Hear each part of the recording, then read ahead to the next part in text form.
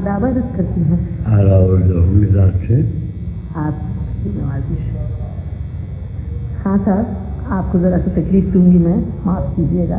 फरमाइए। कुछ बताइए अपने घराने के मुताल्लिक़। आप किस घराने से ताल्लुक़ रखते हैं? मैं पंजाब के मशहूर घराने कसूर का फर्द हूँ। मेरे बुजुर्गों ने यानी अली बख्श खां साहब किबला और चचा खान साहब काले खान किबला खान साहब से फतली खान साहब से तालीम पाई, जो पटियाला के थे, और इनकी गायकी को मेरे बाप और चचा और मुझसे फ़रोग़ हासिल हुआ। इस लिहाज से हम पटियाला स्कूल के कहलाते। अच्छा, आपने तो अपने बुजुर्गों से सीखा ही है, पर और किसी से भी क्या आपने कुछ हासिल किया? अपने चचा और वालिद से सीखा बस। हाँ साहब, आपने तो बहुत ही कम उम्र से अपनी तालीम शुरू की होगी। अपनी इब्तिदाई तालीम के मुताल्लिक़ अगर कुछ बताएं तो बड़ी नवाजिश होगी। मैंने 5 बरस की उम्र से अपने चचा से इब्तिदाई तालीम शुरू की। हाँ, शुरुआत से के पहलुओं और तारीजा के हिसाब और इब्तिदाई अंतराइयों पर मबनी थी। मिसाल के तौर पर ये अर्ज किए देता हूँ। कुछ सुनाएंगे अभी? हाँ।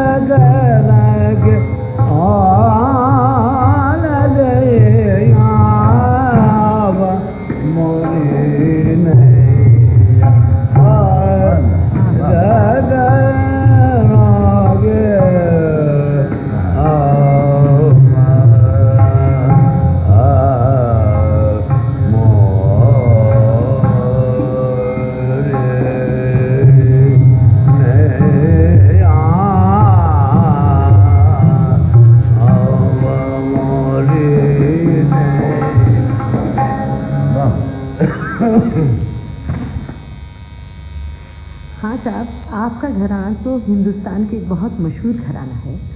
अगर आप अपने घराने की गायकी और उसकी खुसूसियात पर रोशनी डालें तो बड़ी मेहरबानी होगी।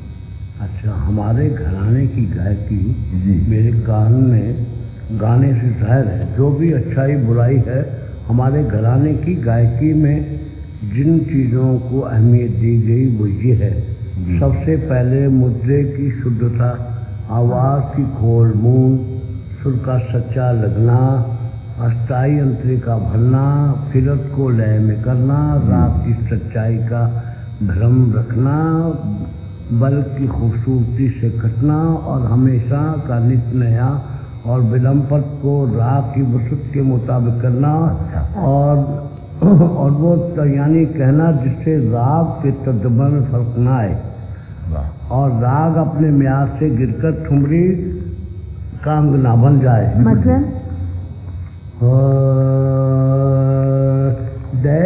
जिस तरह ठुमरी की आवाज में गाई जाती है और जिस तरह अस्थाई यंत्र में गाई जाती है, वो उनको अलग-अलग करना, वो अर्थ कर देते हैं। बताइए खान साहब।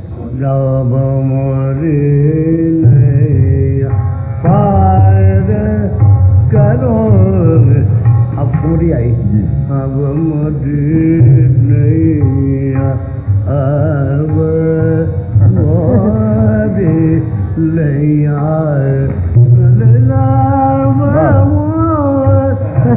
अब मोरी नैया मोरी नैया पार करो नहीं। ये जमजमा लेना बगैर वजह के, क्योंकि वहाँ तो ले गई नहीं, हमने जमजमा पहले वहाँ पहुँचा दिया। ये गलत है।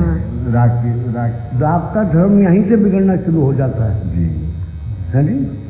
और मैंने जहाँ तक देखा है कि राग को जैसे बयान किया जाता है, उसका तदब्बुर का मायना क्या है? वो ये मायना है कि उसमें कुछ ऐसा जटिलपन न पैदा हो जाए, वो बड़े से बड़ा रहे जहाँ तक उसकी खुसूसियात हैं। और ठुमरी को हम इस तरह गाते हैं कि जैसे एक आम चीज़ गाते हैं, हर सवरिया अब इसने अब मोरी नैया अब मोरी नैया। ये तो किसी जमजमा हम उस वक्त देते हैं कि जिस वक्त हम बहुत तैयारी पे हों और उसके दांव पे जो आखिर के हैं उस पे हों। इससे हम पहले गाएं तो इसमें तो ठुमरी का अंग राग में गाना जायज़ भी नहीं समझते, हल्का बना जाता है राग। हल्का, बिल्कुल सही। अच्छा खान साहब, आपकी आवाज़ में जो कशिश है मैं दूसरों की आवाज़ में नहीं पाती हूँ। क्या आपने अपनी आवाज़ रियाज से बनाई है या ये खुदा की देन है? आवाज़ सचमुच कुदरती की देन है। जिस आवाज़ में हम सब लोग बातें करते हैं, ये कुदरती की दी हुई आवाज़ है। कुछ आवाज़ें कुदरती तौर पर दिलकश ज़रूर होती हैं, लेकिन गाने वाली आवाज़ों को बहुत ही मखसूस ढंग से बनाया जाता है। ज़्यादा ऊपर जाने वाली आवाज़ें अमूमन बारीक होती हैं और चौड़ी आवाज़ें ज़्यादा ऊपर जा नहीं सकती, और ऐसी आवाज़ों को ऊपर जाने के अंग मशक़ की जाती हैं, अलग मशक़ की जाती है। मेरी आवाज़ कुदरती सुरीली भी है और इसको चौड़ा चिकला करने के लिए और पुरकशिश करने के लिए बुजुर्गों की बतलाई हुई मेहनतें भी की जाती हैं। खान साहब थोड़ा सा गाइए, क्योंकि आपकी आवाज़ किस तरह वो ऊपर जाती है, ज़रा सा बताइएगा आप किस तरह आपने इतनी मुलानियत के साथ किस तरह आप ले जाते हैं, ज़रा सा। वो बात ये है कि रियाज के जो तरीके हैं वो मैं अभी इसी वक्त तो सभी बता नहीं सकता। नहीं रियाज नहीं, सिर्फ ऐसे गाली ज़रा से गाइए ताकि नमूने के तौर पे अच्छी बात, हम लोग थोड़ा अंदाजा हो जाए। अब मोरी नैया पार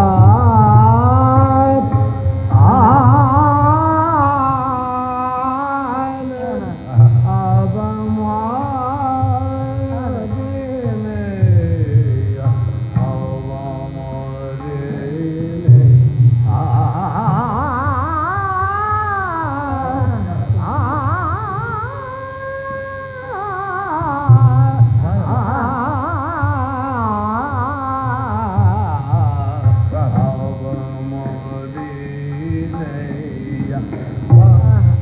मोरी चौड़ापन है ये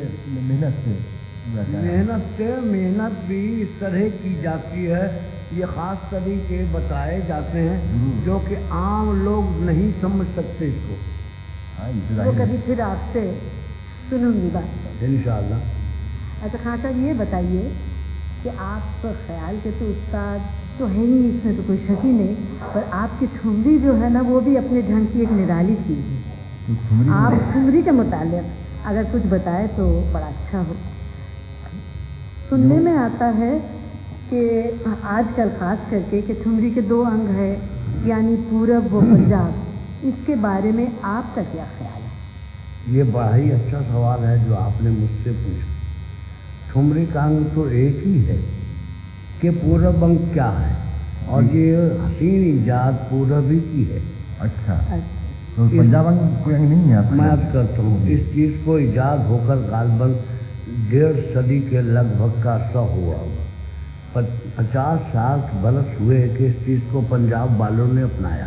अच्छा, इसको अपनाने वाले मेरे ही बाप चचा हैं, और इनसे पहले पंजाब में कोई नहीं गाता था। वो लोग इसे पूर्व के अंदाज से गाते थे, क्योंकि ठुमरी के बोल पंजाबी में आज तक सुनने में नहीं आए। नहीं आते। हमारे यहाँ पंजाब में लोक संगीत का ज़्यादा रिवाज था और है, और वो भी अपनी नौइयत का अलग अंग है। अपनी जगह पंजाब की खूबियों की तर्जमानी करता है। वो पंजाब में जो जैसे माहिया वगैरह, हाँ, बुजुर्ग शायर गुजरे हैं, उनका कलाम पंजाब के लोग धुनों में गाया जाता है। इस तरह सिंध में भी वो भी बहुत ही प्यारा अंदाज है, यानी सिंध का, पंजाब और मुल्तान के इलाके का अंदाज गाने का और फ्रंटियर वगैरह, पंजाब वालों ने इन सब अंगों को मिला के खुशनुमा गुलदस्ता बनाया जो अपनी जगह खूबसूरत मालूम होता है। जैसे मुल्तान भी है, सिंध भी है, पंजाब भी है, सब कुछ है। जी हाँ। अब रहा पूरब, तो वो जगह, वो अपनी जगह उसी पूरब की तहजीब और तकल्लुफ़ात का इज़हार करता है। ठुमरी बहुत ही मुश्किल है, इसके गाने वाला कभी कभी पैदा होता है, हर गाने वाला इसे अदा नहीं कर सकता। सही, बिल्कुल सही। अमूमन जज्बाती ही लोग पेश कर सकते हैं। अब मैं आपकी खिदमत में दोनों अंग पेश करता हूँ, और हाँ, पंजाब और पूरब इन दोनों इलाकों में अच्छा बुरा गाने वाले हैं। हाँ, क्यों नहीं? सब अच्छे नहीं, बुरे भी नहीं, अच्छों ने संभाला, बुरों ने बिगाड़ा है। ये थोड़ा थोड़ा दोनों को पेश करता हूँ। हाँ, जरा दोनों अंगों को, हाँ सर सुनाइए। आपको बहुत तकलीफ दे रही हूँ, माफ कीजिएगा। अच्छा, पूरब अंग मैं गाता हूँ। जी।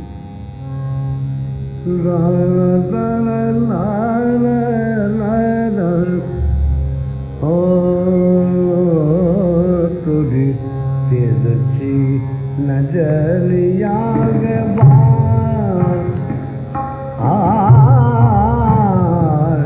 दादा बजाइए।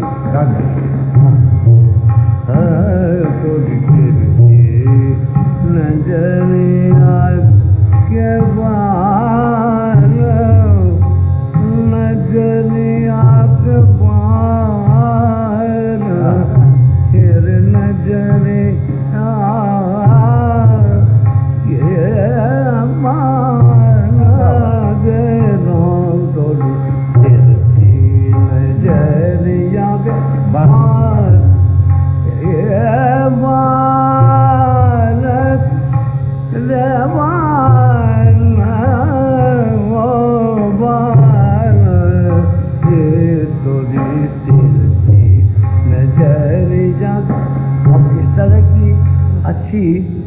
अच्छी हरकतें सोच समझ के साथ ये पूरब अंग की वही लोग गा सकते हैं जिनके अच्छे ख्याल और अच्छे जज्बात हों। और अब रहा ये पंजाब। अब पंजाब और सिंध का अंग मिल करके अच्छे लोगों ने तो अच्छी सुरों से गाया, जो बेखबर लोग थे उन्होंने कुछ और भी तरह गाया। वो भी सुनाइएगा जरा।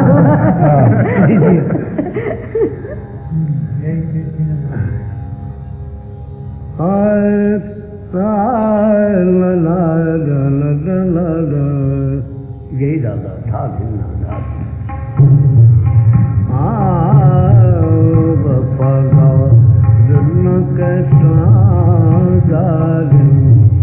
जमानो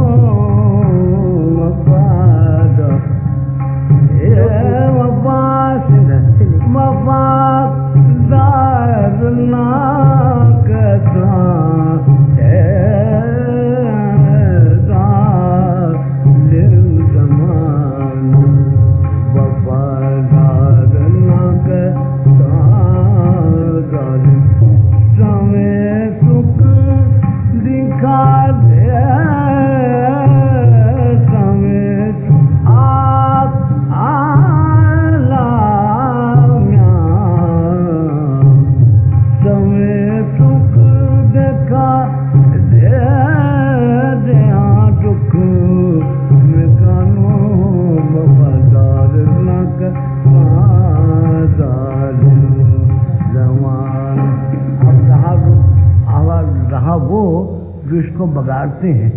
ये पंजाब अंग है ना, ये सिंध है। सिंध है। अब वो बिगाड़ते हैं इसको मिला करके। अच्छा।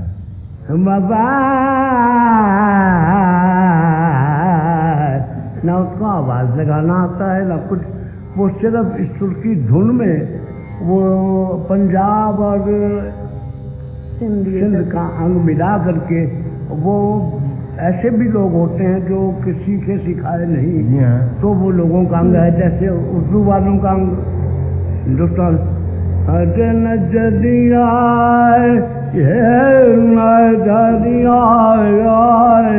अब वो सीखा हुआ अंग तो है ही नहीं, ना उसमें वो सुर का मजा ना लय का मजा।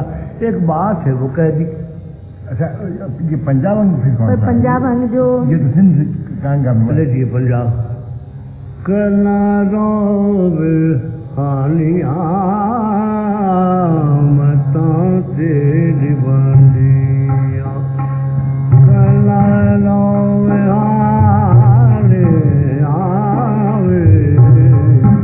ये है राग भैरवी।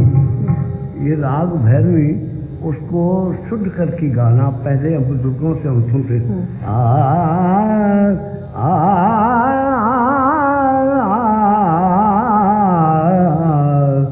ये था। ये चाहे पंजाबी गाना भी गाते तो इसको इसका धर्म ठीक लगते। अब जैसा कि हमारे हिंदुस्तान वालों ने, है जी, देखो कड़ी भी लगा दी, कड़ी मध्यम भी लगा दी और फिर उसका मजा लेने लगे। भैरवी के,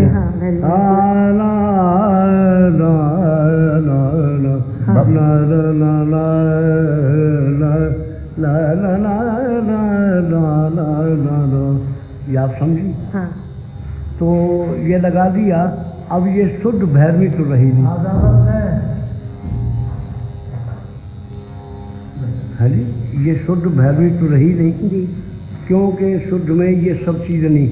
नीता गामा धावा गामा दा नीता गाना दा धावा नीला बा गामा देसा, ये है शुद्ध भैरवी। अब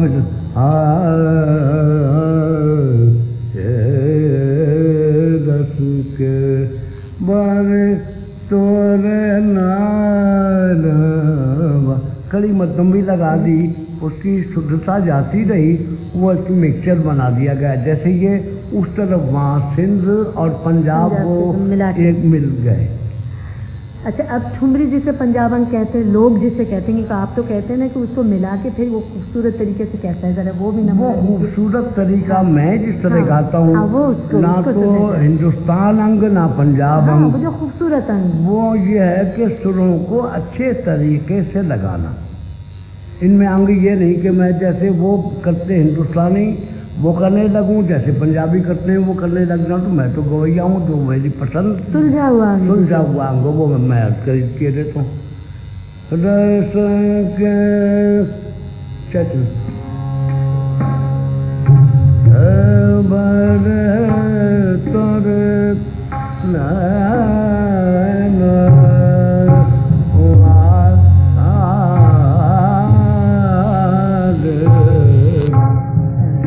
सुलझावपना है। मैं इसको एक राग की शक्ल नहीं देता, एक गुलदस्ते की शक्ल देता हूँ।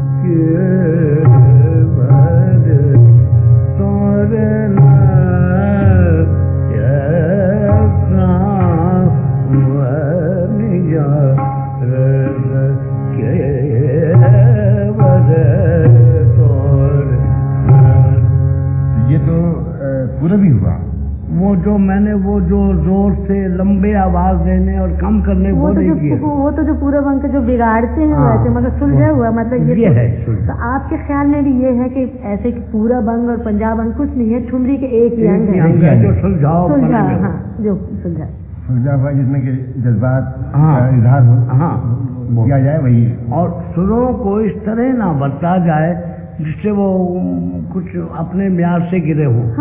वो नहीं होना।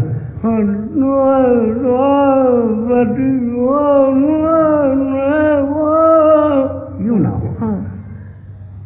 और पहाड़ी जैसे पंजाबन में आमतौर पे लोग कहते हैं कि पंजाबन की ठुमरी सुनी। हाँ, वो पहाड़ी में वो गाते हैं वो ठुमरी नहीं, दरअसल वो लोकगीत जैसे पहाड़। हाँ, उस अंदाज वो से। तो हमारे उस्ताद खान साहब, फतेह अली खान साहब, जब वो जम्मू में मुलाजिम थे तो हमारे वालिद साहब भी और मेरे उस्ताद खान साहब, काले खान साहब भी, चचा मेरे, वो उनकी खिदमत में थे और वहाँ मुलाजिम भी थे। तो जैसे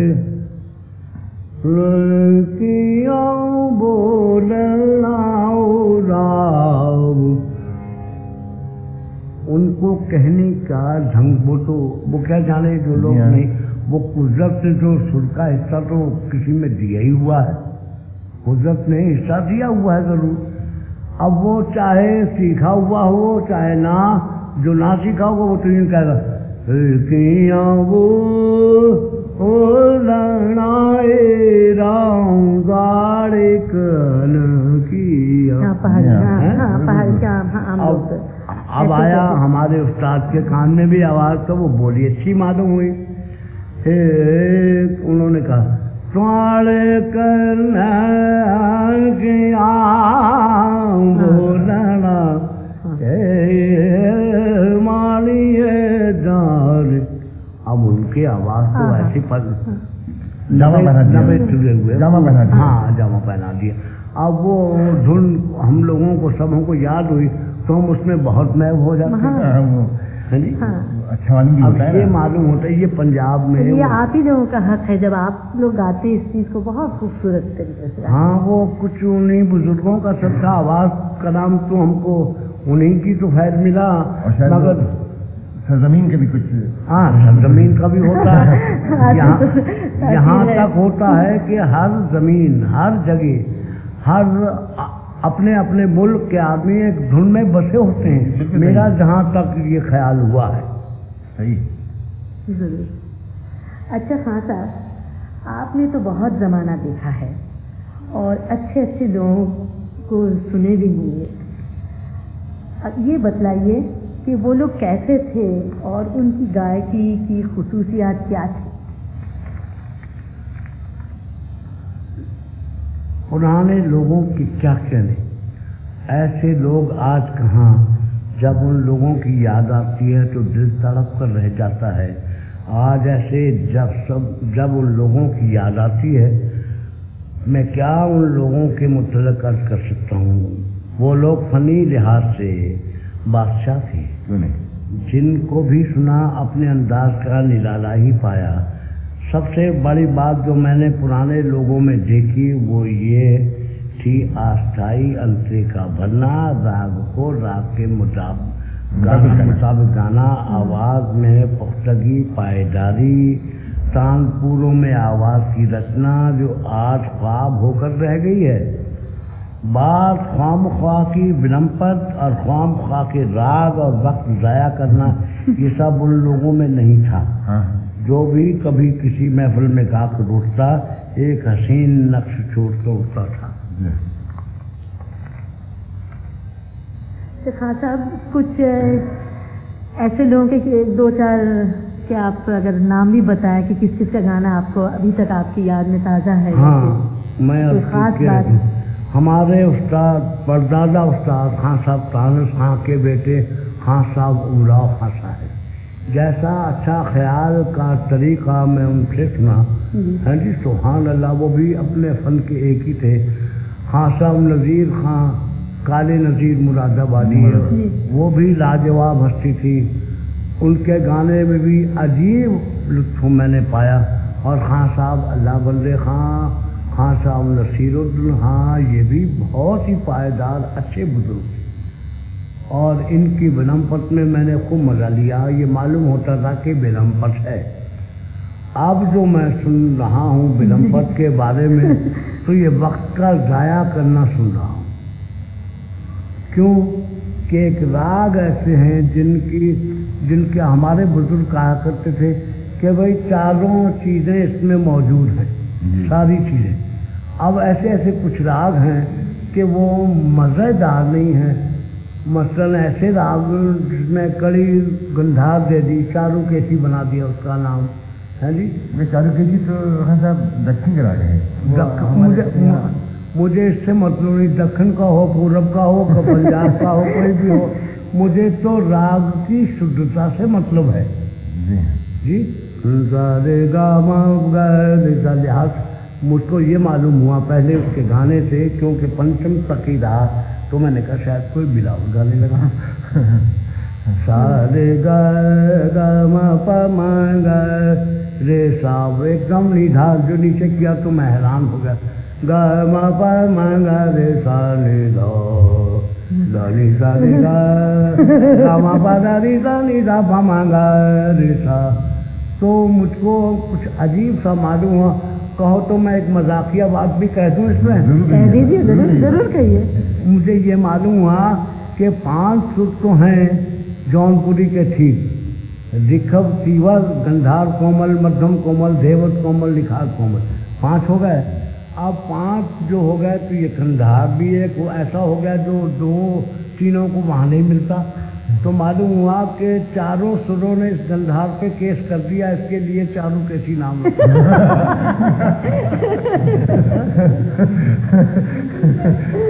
देखिए वो जो है मद्रास के लोग, मैं उनको बुरा नहीं कहता हूँ, उनके बहुत अच्छे राग भी हैं, मगर कुछ मेरी समझ में कुछ नहीं भी आती, मैं उनको बुरा नहीं कह सकता हूँ। हाँ तरीका है, मगर जहाँ तक कोशिश हो राग की चारों चूल्हे बराबर बैठे तब अच्छा मालूम होता है, और नहीं तो सा रे पा गा मानी पासा। देखिए आपस में आमने सामने के सुर हैं, जिस आमने सामने के सुर ना मिलेंगे किसी सुर से वो टेढ़ापन हो जाएगा और ऐसा बुरा मालूम होगा, मगर लोग उसको मुश्किल करके गाएंगे। बस संवाद तो होनी चाहिए ना कि आपस में संवाद हर एक तो राग के लिए होता है, राग वादी संवादी जी हाँ बिल्कुल है जी, और बाकी के सुर जो होते हैं वो बगैर वादी संवादी के होते हैं। नहीं, राग का धर्म एक सुर पे आकर ठहरने से मालूम होता है जी, और एक सुर उसकी मदद के लिए मौजूद होता है, और बाकी सुर भी आपस में ऐसे ही लगे होते हैं। हाँ, जो सुन कान को अच्छा लगे, मसलन मालूम होता कि नहीं। मसलन देखिए थोड़ी है जी, सा पा रे मा रे धा गा दा मानी पासा, ये आमने सामने के सुर संवाद। अगर इनमें कोई एक छोड़ा जाए तो वो जो लगा है सुर एक, वो कहाँ जाएगा, उसकी निस्बत क्या होगी किसी से? बेजोड़ और मैंने अपने बुजुर्गों से भी सुना है, और मेरी भी जो देखभाल है इस राग के मुतालिक, जो कुछ मैं पाता हूँ वो यही कि जब तक आमने सामने के सुर ना हो वो कुछ नहीं। उस राग में बाज ऐसे राग हैं कि मैं अब कहूँ तो शायद लोग मेरी बात को बुराई मना दें। मैं डरते डरते आपसे रानी साहिबाज को ये देता हूँ, जैसे कि अब हमारे बुजुर्ग भी गाते हैं, हम भी गाते आए हैं, मगर जब मेरे ख्याल में कुछ उसमें कमी देखी तो मेरा कुछ दिल खराब मालूम हुआ। मसलन मारवा है, उसके साथ संवादी कोई नहीं, पूरिया है राग से, उसके साथ पूरिया नहीं, कोई संवादी नहीं है। जैसे सोनी है वो भी वही सुरों में है, उसका साथ सफा नहीं है जी। मसलन किरवानी में निखार दे दी एक है जी, असाव क्या सारे गामा पादानी, जौनपुरी में निखार तीवर दे दी, और तीवर का अब संवाद कोई नहीं है, अब कहाँ जाए। ये सब राग तो मेरा ख्याल है आपने अपने बचपन में नहीं सुने होंगे, किरवानी वगैरह। अब किरवानी तो अभी अब चारू कैसी और किरवानी और क्या जाने क्या क्या है, वो तो अब सुनने में आ रहे हैं, क्योंकि लोग ये चाहते हैं कि एक नया राग हो, एक नया राग हो, एक नया राग हो। अब हम लोगों को ये बताया गया कि तो 5-7 तक हमें जो राग आते हैं, हमें ये कहा गया कि इस पे ही मेहनत करो, इस पे ही यही आला है, इन्हीं को आला करने में हम बुढ़े हो गए और जब तक जिंदा रहेंगे इन्हीं को किए जाएंगे। किए जाएंगे। मकबूल है ये सब आगे, और इनमें वसत काफी है। हाँ, वसत काफी भी है, और इनमें एक बुजुर्गों ने राग वो लिए हैं 10, 5, 15, 20 होंगे ज्यादा, जो के खूबसूरत लिए हैं। हाँ। साथ ही तो सुर हैं, कहाँ तक हाँ। जाएंगे, कहाँ तक क्या करेंगे। उसमें एक हुस्न अपना खुद ही है। बस हुस्न के वास्ते ही तो गाना है। बिल्कुल सही। बिल्कुल। अच्छा खान साहब, आपके ख्याल से हमारे मुल्क के संगीत का मुस्तकबिल क्या है? इसको जिंदा रखने के लिए जो कुछ किया जा रहा है वो क्या काफी है? आप क्या ख्याल है? मैं अर्ज कर सकता हूँ, गाना भी वक्त के साथ साथ बदलता रहा है और बदला है और बदलेगा। इस कला ने तरक्की तो बहुत की, इस कदर लोग पहले नहीं सुनते थे।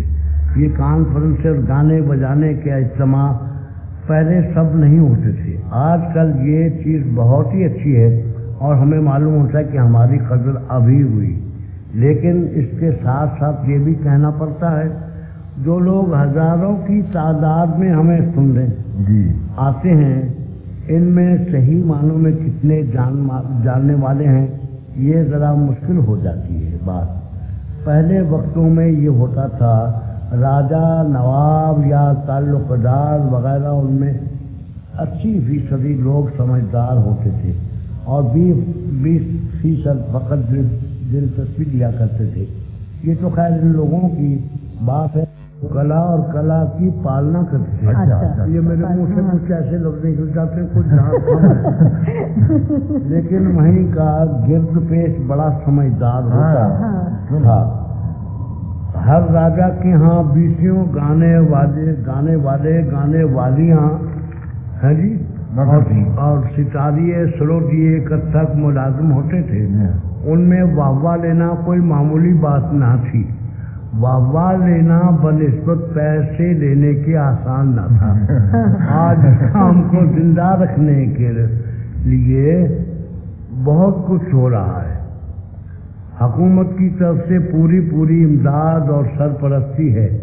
क्या कहने, बहुत कुछ हो रहा है। इस सरपरस्ती का अमला जो हमारी हुकूमत की तरफ से मुकर्रर है, ये अपने फ़राइज़ को पहचान का सरअंजाम दे तो ज़रा रोशन है, वरना जैसा चल रहा है ठीक है। और जहाँ तक गाने का ताल्लुक है, उसका मुस्तकबिल मुझे ज़्यादा रोशन नज़र नहीं आता। इख्तियार, अगर वो पेशा इख्तियार करें तो सिवाय ट्यूशन के कुछ भी नहीं। कौन सा? स्कूल और कॉलेज हमारे बच्चे सीखते हैं। अच्छा। इससे ये होगा कि शायद मुस्तकबिल गायक पैदा ना कर सके। यानी ये नहीं कि गाने वाले ना हों, जरूर होंगे। जमाना कभी फन से खाली नहीं रहा। अगर सही माने में जान मारें और दुनियावी लज्जतों को तर्क करने की कुर्बानी करें तो शायद हो सके। लेकिन फिर भी ये जरूर कहना पड़ेगा कि कोशिशें जारी हैं, जारी ही रहनी चाहिए। तो आपके ख्याल से कदरदानी पहले ज़्यादा थी, अब आजकल कुछ कम है? नहीं, कदरदानी तो पहले से अब ज़्यादा है। अब इसका यह मतलब मेरा करने का है कि गाने बजाने की बनवट बहुत ज़्यादा हो गई, बहुत ज़्यादा। और फिर ये जो संगीत की बातें हैं, इनका चर्चा बहुत लोग करने लगे हैं बनिस्बत सुर के। है जी। हाँ, ये बिल्कुल। हाँ, तो ये सुर की जान पहचान कब तक रहेगी? सुर की जांच करने के लिए उन उस्तादों की ज़रूरत है जो इसको जानते हैं, और ख़ास करके जो रूह होंगे गाने वाले, वो इसको ले सकेंगे। और नहीं तो सबके पास से हम गाते बजाते हैं कि हमारा गाना वो ले जाते। बस वो अगर पढ़ लेंगे और पढ़ के बस स्कूलों में नौकर हो जाएंगे, ट्यूशन वगैरह करेंगे, और गाना जो है वो ये तो बड़ी मुश्किल चीज़ है। कोई करे माई का लाल, वो ही पाता है इसको। मतलब तो उतनी मेहनत, उतनी जानकारी अब लोग नहीं करते। साधना नहीं है, बड़े साधना जी। हमारे कान में बचपने से सुर की ही लोरी दी जा रही है जी। अब जो कुछ हम इसको चाहते हैं करना और हम करते हैं, हम पहले लोग इस तरह गाना गाते चले आए, हमारे बुजुर्ग, के पैसों के लिए नहीं बल्कि अपने गाने ही के लिए मेहनत करते और जानमारी करते, और इतने पैसे ना होने पर भी हम गाते हैं। और आज तो खुदा का फजल है कि जगह जगह कॉन्फ्रेंसें होती हैं। अब हमारा जो किया हुआ वो आगे बढ़ रहा है, मगर हमने गाने को किसी तरह छोड़ा नहीं। और क्यों कि हम इस पढ़ने से गाने को ज़्यादा तरजीह देते हैं। जो हम सुर्तियाँ चल रही हैं, भला सा की 4 सुर्तियाँ कहते हैं और पा की 4 सुर्तियाँ कहते हैं, मुझे एक तो सुर्ती लगा के बताएं।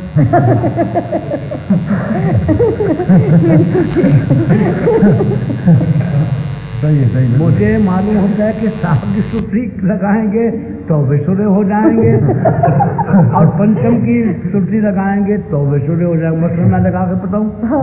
जरूर। ठीक है ना? पा सा पा सा भौरा बन पा, ये सुर्ती इससे लगती, और सुर्ती लगने का भी कोई कारण होता है। मजे होती है। जब तक के खुदा की याद में मसरूफ ना हो जाए आदमी, वो सुर्ती को लगना तरकीब उस्तादों की बताई हो तो वो लगा सकता है। जैसे श्री राग में गंधार अब तो सही लगता है, माँ बनी ने दा माँ बा दा बा गे सही करते। माँ उसका सीवर गंधार भी पूरा नहीं है, माँ बा ग ब ग रे सा ये भी नहीं, माँ ब ग ब रे पा रे ग रे सा। ना इस तरफ गंधार कोमल हुआ, ना उस तरफ गंधार तीवर हुआ। ये देखने की चीज़ है कि ये गंधार कैसे लगता, मगर ये बहुत जानमारी के बाद हमें मालूम होगा। बहुत बारीक बातें, बारीक बातें कुछ बहुत। अच्छा, माशी हालत गाने वालों की आजकल आपके ख्याल से अच्छी है? अजी गाने वालों की बात ये ना आप पूछिए कि माशी हालत कैसी है। क्यों कि हम लोग राजाओं की तो हर तरह खर्च करते हैं। चाहे हमें 500 आ गया तो तीसरे दिन वो 500 गए, और फिर उसको जैसे हम गुजारते हैं दिनों को वो हम ही जानते हैं। और सब गवैयों के जो काम करने वाले उनकी यही हालत होती है। हाँ, ये तो जरूर है। कुछ जमा करने वाले कुछ और लोग होते हैं, खर्च करने वाले कुछ और लोग होते हैं। खान साहब, आप लोग भी तो राजे महाराजे और ये नवाब से कम तो नहीं है ना? आप लोग की भी छोटी मोटी रियासतें होती है, वहाँ भी वहाँ मुसाहब होते हैं, यहाँ शागिर्द होते, कान के कच्चे होते हैं, वो भी तरह बातें लगाते हैं। सही है, मगर कभी कोई किसी को चढ़ाते हैं, किसी को उतारते हैं, मगर क्यों? नहीं, सही है कि ये अच्छी बात नहीं। पर करते ना कि रियासत करते हैं ना लोग करते हैं। खुद भी बात लोग ऐसे हैं अपने समय की खातिर लोगों को चढ़ा देना। हाँ। नहीं, पर आप लोगों की भी आदतें जो है वो भी बिल्कुल नवाब और महाराजों की तरह के होते हैं ना। आप लोग एक गद्दी में जैसे बैठे हुए हैं, खर्च भी वैसे करते हैं और शागिर्द भी, खिदमत और सब कुछ। आप लोग ये रियासत से कुछ कम नहीं। आप लोग बादशाह है अपनी जगह। बस वो उन लोगों की मेहरबानी है जो कदर फरमाते हैं, वैसे हम तो गवैये हैं। हाँ। अच्छा खान साहब, आप ये बताइए कि आपने अपने बुजुर्गों से तो ज़रूर सीखा है और उनका अंग आपके गले में ज़रूर है, जाहिर होता है, पर आपने अपनी गायकी कुछ उनसे फ़र्क तो मैं नहीं कह सकती हूँ, पर उसमें और भी रंग भरा है। वो वजह ये है कि कुछ तो उन बुजुर्गों को देखा लाजवाब, और कुछ अपनी ख्याल में जो कुछ आया अच्छी बात वो चुन ली, वो उससे आप लोग मेहरबान सुनते हैं तो खुश होते हैं। मतलब आप गायकी में आपका दिखावान तो है ही, मगर उसके मेरा ख्याल है कि कुछ शख्सियत भी आप शामिल है। हाँ, वही शख्सियत, आपकी अपनी शख्सियत उसमें ज़रूर शामिल। वो यही शख्सियत है कि मैं देख के गाता हूँ सुरों को, उनका भी देखना ही था, मेरा भी देखना है। ज़रा इसमें ये मालूम हुआ कि ज़रा मैं कोशिश और भी की, यही नहीं किया कि उस उनके तो कोई पीले रंग के थे, मेरे काले रंग के तो नहीं। पर उसको और भी खूबसूरत बनाया आपने, कुछ और रंग भरा। हाँ, सुर तो वो भी देखते होंगे। वो तो मैंने अर्ज किया ना पहले कि वो सुर वो भी देखते थे, मैं भी सुर ही देखता हूँ। बाकी जो मेरी जांच जहाँ तक आती फी ज़माना, ये भी अर्ज करना ज़माने के मुताबिक मैं वो चाहता हूँ कि कुछ हो जाए। तो आप लोग कदरदान है, हमारी उस बात को आपको पसंद होती है। मतलब है आप फिर भी देखते हैं, दाना भी देखते हैं। तो ये गवैया तो इसी बात को देखता है कि ज़माना और सुर कैसे होता है। बिल्कुल सही। अब मैं आज से 100 बरस की बात करूं कि उनकी गायकी क्या थी और आज गायकी क्या है, वो ज़माने के मुताबिक वो था और ज़माने के मुताबिक आज ये है। अच्छा खान साहब, आपने तो अपनी ज़िंदगी सुर की साधना में ही गुजारी है और आपको ऐसे तजुर्बात ज़रूर हुए होंगे जो एक सुर के पुजारी को होने चाहिए। तो क्या आप उन पर कुछ रोशनी डालेंगे? सुर का तजुर्बा फरमाती हैं। जी हाँ हाँ सर। वो पहले तो ऐसे लोग हो गुजरे हैं कि जिनका जवाब ही नहीं है। जी जी हाँ, मतलब कुछ तासुरात आपको हुए होंगे जिनका कि आपकी ज़िंदगी पर एक असर पड़ा हो। रानी साहबा, ये सवाल मेरे लिए आज पहला सवाल, जिसका जवाब आज पहली दफ़ा दे रहा हूँ। ये बड़ा प्यारा सवाल आपने किया। सुर साधना की तजुर्बात आपसे क्या अर्ज करूँ, सुर की आँखों से के मैंने क्या क्या देखा है, समझ में नहीं आता किस तरह बयान करूँ। एक शेर अर्ज कर देता हूँ, ये गो मेरा नहीं है लेकिन मुझे बेहद पसंद है। जी। ऐ दोस्त, मोहब्बत है वो नाजुक सी हकीकत, महसूस जिसे करते हैं समझा नहीं सकते। यहाँ मोहब्बत से मुराद सुर है। सुर की हकीकत भी यही है। सच्चे सुर के लगने से क्या होता है वो फ़कत महसूस किया जा सकता है, समझाया नहीं जा सकता। बचपन में मैं जब वालिद गाते मुझे अजीब लुत्फ़ आता। उस वक्त मेरी उम्र ही क्या थी जो उसको समझ सकता, लेकिन वो कुछ अजीब कैफियत थी जो उस वक्त कैसे साथ थी। चीज़ सब खुद करने लगे और करते करते इसमें डूब गए तो उम्र भी साथ ही साथ बढ़ती गई। गाने बजाने का शऊर होने लगा जो इन जवान हो गया। अब कुछ और भी कैफियत थी। गाने को जादू कहा गया और वाकई ये जादू ही है। जब मैंने रियाज शुरू किया तो लोग कहते थे कि ये लड़का पागल हो जाएगा, इतना रियाज तो पागल करते। जी। बस मैंने किसी की बात ना सुनी और अपनी धुन में लगा रहा। कुछ अरसा के बाद लोग जो ये कहते थे कि पागल हो जाएगा, मेरे पीछे दीवानावार फिरते थे और अब मुझसे ये महसूस नहीं होता कि ये लोग पागल हो गए हैं तो खुद अपना काम काज छोड़कर मेरे पास हर वक्त बैठे रहते हैं। एक दफ़ा का जिक्र है कि मैं अफ़गानिस्तान गया। शाह अफ़गानिस्तान ने बुलवाया था। शाम के 4 बजे के करीब मैंने उनकी फरमाइश पर राग भीम पड़ासी शुरू किया। ये गाने महल के एक बड़े खुशनुमा बागीचे में हो रहा था, काबुल में। हाँ, और उस बागीचे में पालतू परिंदे भी थे, रखे हुए थे। एक मोर ने गाना शुरू होते ही अपने पर फैला दिए और नाचने लगा। बादशाह भी देखते रहे और तमाम उनके दरबारी भी और हम भी। जब तक गाता रहा वो मोर नाचता रहा। मैं 1 घंटे के करीब गाता रहा, मोर नाचता रहा। जब मैंने गाना बंद किया तो मोर ने भी परों को समेट लिया। ये देखकर हम भी हैरान हुए और बादशाह भी, और बड़े खुश हुए। जब जानवर पर इसका असर होता है तो इंसानों पर क्यों नहीं। एक और तजर्बे की बात है कि सुर से प्यार करने वाला इंसान बड़ी खूबियों का हामिल होता है। मसलन दिल को दुखाने से गुरेज करेगा, जालिब ना होगा, खुदा परस्त होगा, बहुत ही इंकसार होगा। सुरमंडल को मैंने ही हिंदुस्तान में तारुफ कराया है। उसके मिल जाने का अजीब लुत्फ देता है। बस खुदावंद आलम की कुदरतों का मुजाहरा होता है। सुर के नशे में हर नशे को मात कर दिया। बस यही सबक सचमुच सुर दुनिया से अलग कर देता है और अपनी दुनिया बसा लेता है। हाँ, बिल्कुल सही है। अच्छा खान साहब, मुझे कुछ आपकी बंदिशों को सुनने का शर्फ हासिल हुआ है, बहुत ही खूब है।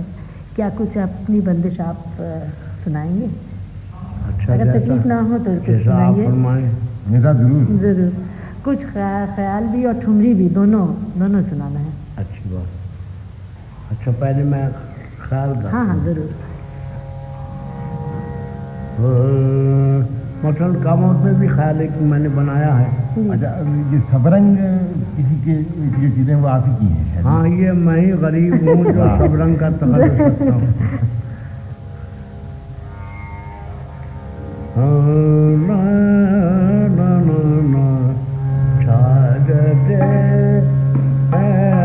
मोरा अंतरा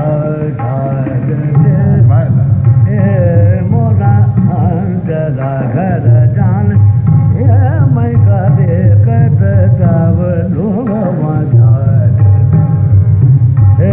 मोरा अंतरा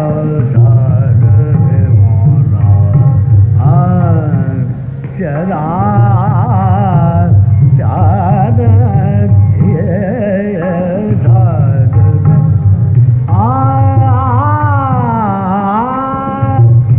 अब गिवान तो जाने दे सबरंग बन जाऊं तो रे मैं तो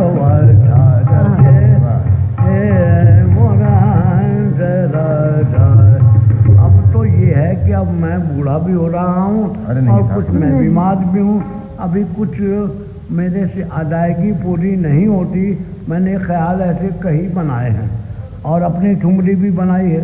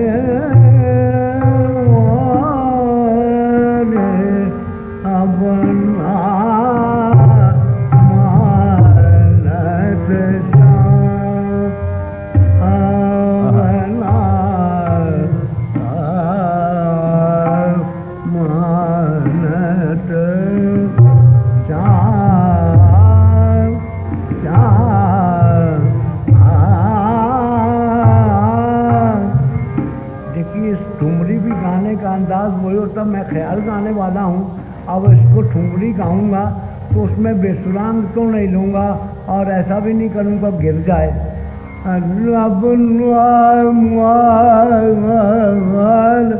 ये तो है ही अच्छे लोगों का, सबों का ही।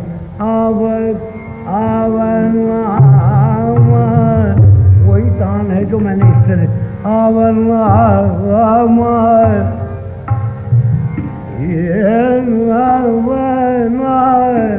जैसे वो बिगाड़ने वाले भी हैं। अच्छों को मैं बुरा नहीं कह सकता और अच्छे ही लोग हैं सभी। मैं एक बात आपने कहा तो मैं याद कर रहा हूँ।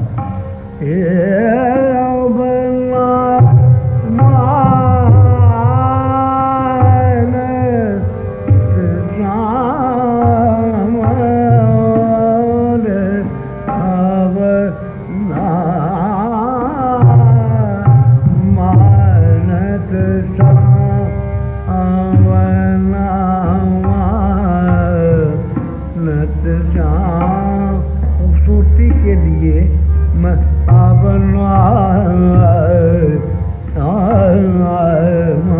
अब लोग इस तरह भी गाते हैं।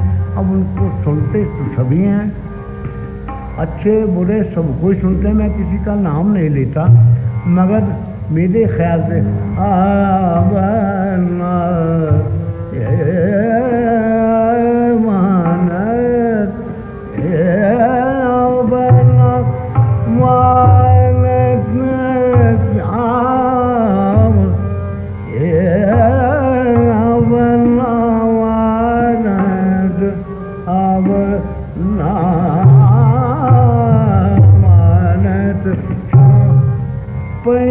परत मतो पैया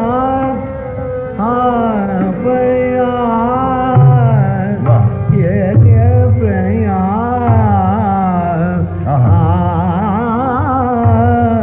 ये तो कह रहा हूँ कि सखी कह रही है पैया परत मैं तो बेनती करत सारी। अब पैया तो ऐसे नहीं पड़ रही कि जब पहले पैया को ईंट मार दूँ फिर मैं पाँव पड़ जाऊँ। पैया अब यूं नहीं, पैया परत तो भैया भैया।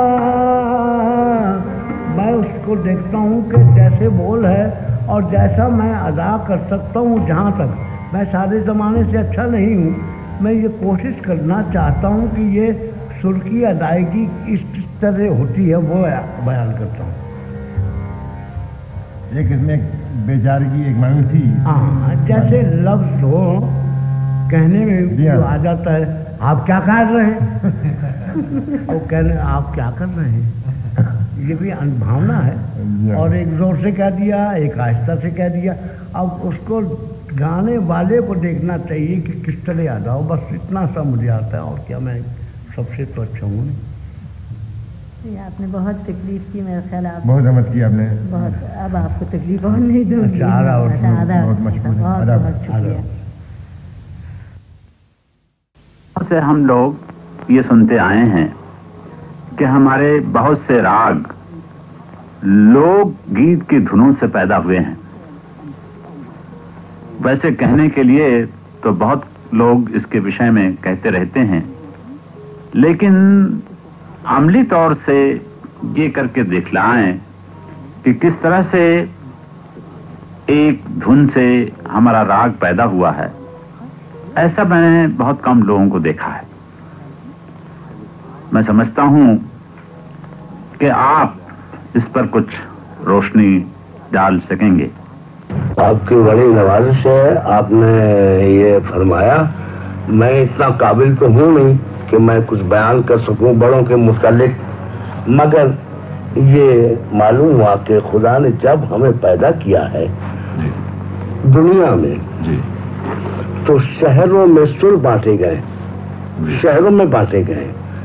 अब देखिए सिंध में क्या कोई मान वो बयाना ए बुकताब ओ मकाम बंदी जो गला ई बुकताब। अब हुआ ये। अब इससे पहले क्या था, ए बुतखा का मकान बंदे जो एक मता करे कोई मान वो मैयाला हे बुतखा। आपके लोग भी इस तरह कह सकते हैं और कहते हैं जो कि इसको नहीं जानते, मगर करते करते करते क्या मालूम होते हुए ऐसे ऐसे लोग हमारे पैदा हुए जिन्होंने इसके दर्जे तक बना दिए। वाह जी, है जी, ऐसे लाजवाब लोग हुए हैं अगले जी। ए बुतखा मकाम पंजे जो गला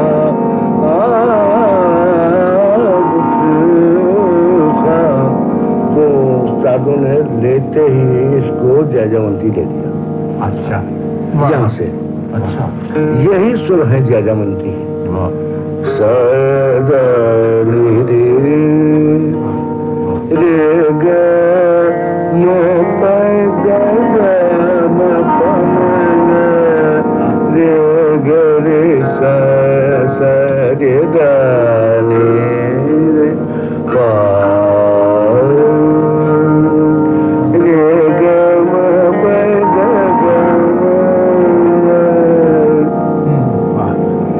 जयजयवंती बना दिया। ये धुन आपने बताया सिंध में थी। हाँ, जिसके ऊपर ये हाँ। अच्छा अच्छा, दूसरी काफी की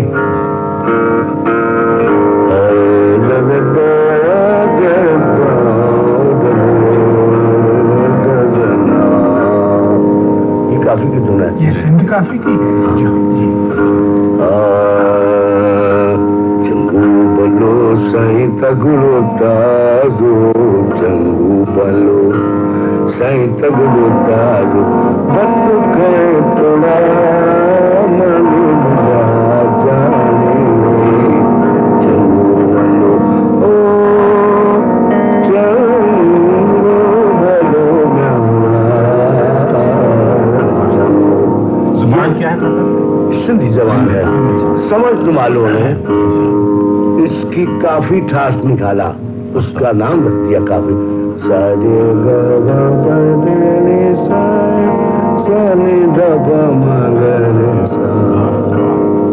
ये इसमें से उस्तादों ने भीम कई राग निकाले, मगर ये पहला राग निकाला भीम।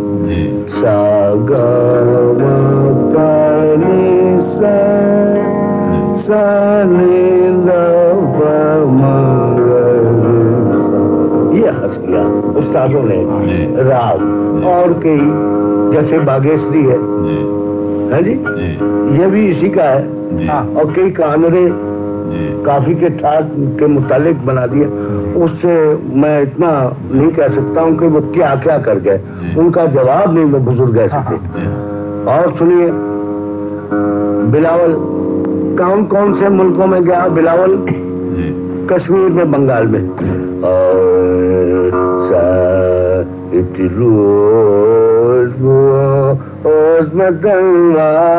में चमका सुंदर ये तीरो, ये कश्मीरी गाना है। अच्छा। और मैंने बचपन का सुना हुआ तो मैं तो अर्ज कर रहा हूँ।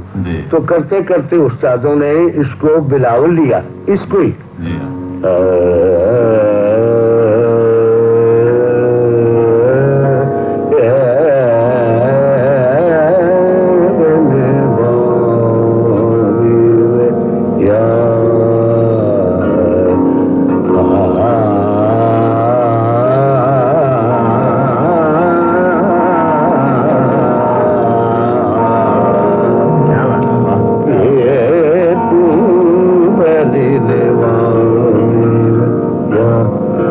बना दिया। और बंगाल में चले जाई तो वहां का तो गाना मुझे नहीं आता, मगर वो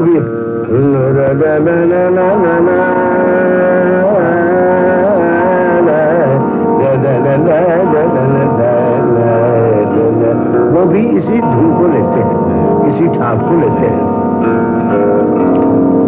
ये हुआ। अब चलिए, जैसे ईरानी मुल्क है,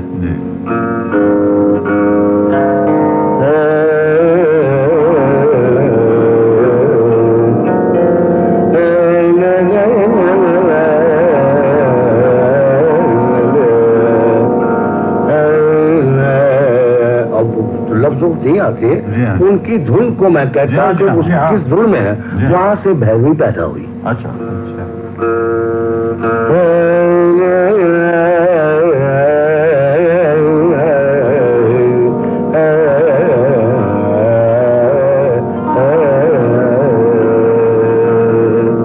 ये और हमारे मुल्क में आके भैरवी को रंग चढ़ा दिया।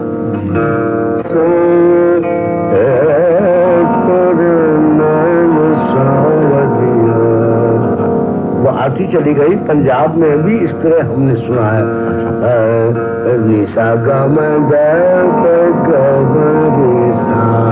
मुकम्मल राग तो यूं हुआ, निशा गा मैं गा गा मैं गा निशा गा रे सा गा गा नी दा गा मैं रे सा। मुकम्मल भैरवी है। अब रहा ये इसमें गुल फूल लगाने। रस के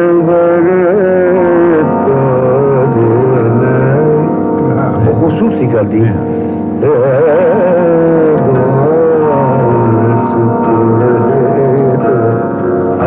गुल फूल लगा दिए। 12 सुन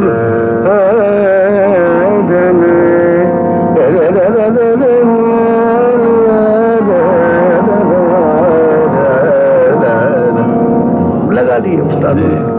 अब ये हुआ, बिलावल भी आ गया, भैरवी भी आ गई, कोहरी भी आ गई। ये पहाड़ और पहाड़ी के लिए पहाड़ी के लिए मांड जो है ना जी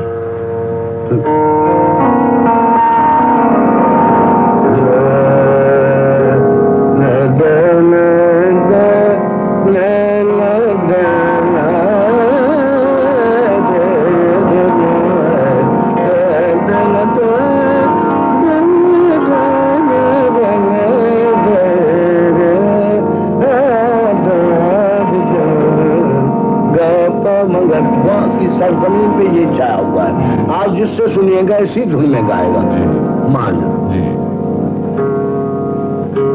और तमाम मुल्कों में राग बटे हुए आब हवा के साथ में। तो ये मांड ज्यादातर राजस्थान में गाते हैं। राजस्थान में गाया। पंजाब, राजस्थान, गुजरात, तकरीबन पंजाब में भी मांड गाई जाती है, लेकिन जरा अलग अलग ढंग से। अलग ढंग से वो कैसा होगा जरा गुजराती मारवाड़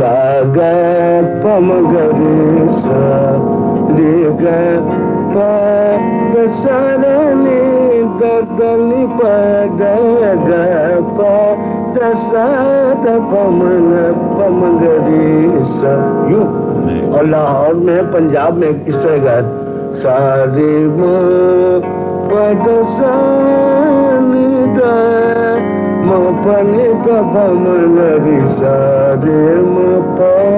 जिससे गंधा छोड़ देते हैं। हाँ, क्यों कि अपने अपने तरीके कुछ न कुछ तब्दील हो जाते हैं।